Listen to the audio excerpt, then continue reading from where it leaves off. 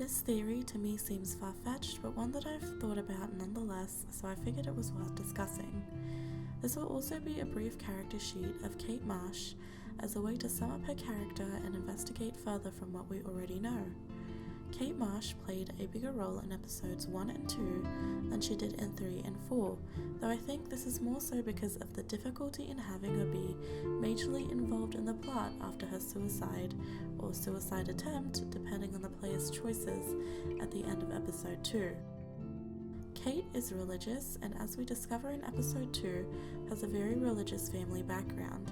It's understood almost immediately through the first episode's playthrough that she was part of an abstinence group which other students seem to give her grief for. Kate is 18 years old. Her room is located between Victoria Chase and Juliet Watson's, her room number being 222.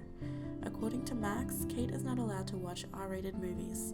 Her GPA is 3.9, and she works for a religious organization for the school after class hours. She is in Max's photography class and has been noted to be a class assistant for Mr. Jefferson. Kate is also one of Max's first friends at Blackwell. Kate's other friends include Stella and Alyssa. We are introduced to her very early on when she has a note thrown at her face in the middle of class. Whether or not Max reads the note, we soon discover that Kate is being bullied about a video taken of her at a Vortex Club party and posted to the internet without her consent.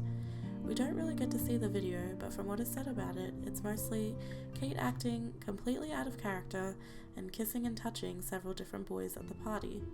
It's assumed that this is why Kate is depressed and reclusive as of late.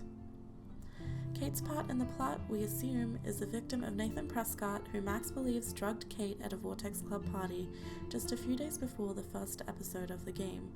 As Kate tells the story, going to the party was unlike her, but she went anyway, only having just a sip of wine before switching to only water for the rest of the night. However, she became sick and started behaving unlike herself as shown in the video. She then claims Nathan Prescott offered her a ride to the hospital as she felt like she was going to die. She remembers nothing more than waking up in a white bright room, hearing a soothing voice and feeling a prick in her neck before blacking out and waking up outside her dorm room the next morning. I went to a Vortex Club party against my better judgment. Not my scene at all. You know how humiliating this is for me? Basically, I went to one Vortex Club party and ended up making out with a bunch of people. And I have no memory of it. Lapse of sanity? I just thought I could meet some new people. I swear to God, I had one sip of red wine, and then I drank water. I take a sip at church, and I don't end up on a viral video, okay? I remember getting sick and dizzy. Then Nathan Prescott said he would take me to the hospital. Sick enough to need a doctor. I thought I was dying, Max. All I recall is driving for a long time. And I woke up in a room. I thought it was a hospital because it was so white and bright. Somebody was talking to me in a soft voice. I thought it was a doctor until I heard Nathan and felt a sharp sting in my neck. And that's all I remember. I don't know what happened. I woke up outside my dorm room the next day. I didn't have any marks or bruises, but I felt gross. We know this to be true, or at least partially true, as we've discovered pictures of Kate unconscious in the Prescott bunker in episode 4. So we know she was certainly drugged against her will at some point. Continuing the Shades of Grey theme, I noticed Kate's name or nickname Katie in Frank's client list, her code name being Chihuahua. Now, we can only assume this is her, we do not know this for sure, but for the sake of this video and theory, we'll just assume that it is. What we find she's bought is strikingly out of character.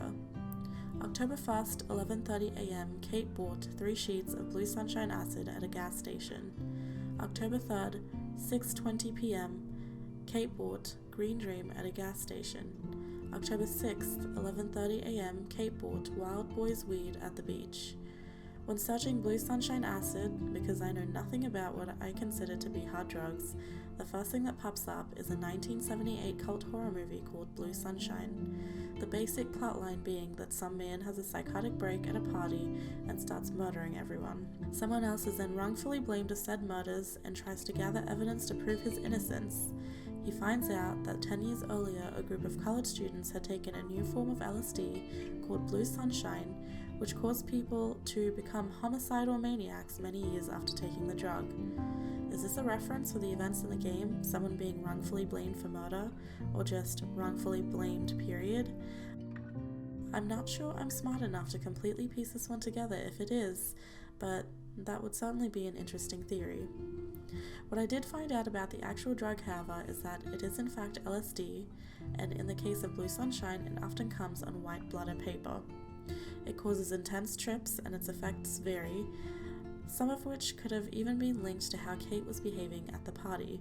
However, since the effects are so variable, and the date she bought it doesn't necessarily click, as well as what others have bought at other dates, I will consider this not to be the case. It just seems to be a bit of a reach with what evidence we have available. So what could this all mean for the plot in general, and about how the girls are being picked for the darkroom?